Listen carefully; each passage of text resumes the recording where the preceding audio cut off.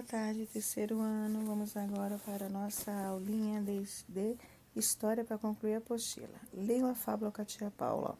Era uma vez um rato que morava na cidade. Ele foi visitar um primo que vivia no campo. O rato do campo era um pouco arrogante, mas gostava muito do primo e recebeu com muita satisfação. Ofereceu-lhe o que tinha de melhor: feijão, toucinho, pão e queijo. O rato da cidade torceu o nariz e disse: "Que vocês acham que ele vai dizer para ele, né? Observem a gravura aí, ó, que é o desenho, que tem um ratinho do campo e tem um ratinho da cidade. Qual a diferença um do outro? O que um tem, o que o outro não tem? Quais são as vantagens de viver no campo e as vantagens de viver na cidade?" Vamos seguir aí a leiturinha então. Acompanha a tia. "Eu não posso entender, primo, como consegue viver com estes pobres alimentos. Naturalmente, aqui no campo é difícil obter coisa melhor. Vem comigo, eu te mostrarei como se vive na cidade. Depois que passares uma semana, ficarás admirado de ter suportado a vida no campo." Os dois puseram-se então a caminho. Já era noite quando chegaram à casa do rato da cidade. "Certamente que gostará de tomar um refresco após a caminhada", disse ele polidamente ao primo. Conduziu-o até a sala de jantar, onde encontraram os restos de uma grande festa. Puseram-se a comer geleias e bolos deliciosos. De repente ouviram rosnado e latidos. "O que é isso?" perguntou assustado o rato do campo. "São simplesmente os cães de casa", respondeu o da cidade. "Simplesmente? Eu não gosto dessa música durante o meu jantar." Neste momento, a porta abriu-se e apareceram dois enormes cães. Os ratos tiveram que fugir a toda pressa. "Adeus, primo", disse o rato do campo. "Vou voltar para minha casa no campo." "Já vais tão cedo?" perguntou o da cidade. "Sim, já vou e não pretendo voltar", concluiu o primeiro. Moral da história: mais vale uma vida modesta com a paz e sossego que todo o luxo do mundo com perigos e preocupações. Entendeu, terceiro ano? Melhor viver no campo do que na cidade para evitar tanta preocupação, né? E violência também. Aí vem a letrinha A. Na sua opinião, a fábula representa a vida no campo dos dias de hoje ou antigamente? Olha, terceiro ano hoje, pelo perigo e as coisas da cidade, a história que o ratinho percebeu era de atual, tá? De hoje em dia.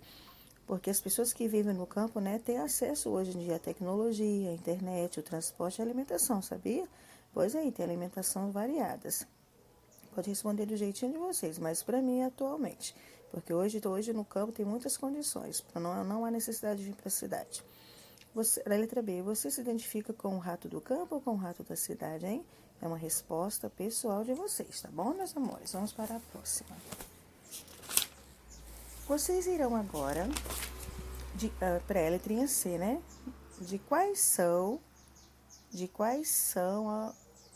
atividades da cidade você mais gosta e do campo? Aí também é pessoal, ó. Quais são elas? Vocês podem separar o que você gosta de fazer no campo e gosta da cidade. O número 37, você sabe quais os grupos sociais de seus pais pertenciam quando eram criança? Então, vocês vão entrevistar com base nas perguntas do formulário a seguir e depois responder o questionamento. Então, vocês vão chamar o papai ou a mamãe, perguntar o nome dele, onde eles nasceram, que ano vocês nasceram, tá? Se eles cresceram no campo ou na cidade. Se tiver crescido na cidade ou no campo, vai colocar aí como que eles viviam naquela época, tá bom? Depois vem a página o quê? Página 73, ó. Caso tenha crescido no campo, como era a fazenda, em como que eles viviam, tá? Que mudou no lugar em que eles cresceram e como que era quando eles eram criança.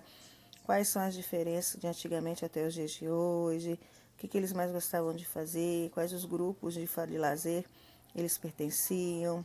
Se é o vicinal, educativo, religiosos ou político, vocês vão colocar.